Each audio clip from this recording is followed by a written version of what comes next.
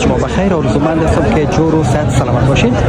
ما اسمت اسدی با یک گزارش که در نزدیکی خود هتل امپریال کانتیننتال قرار دارم.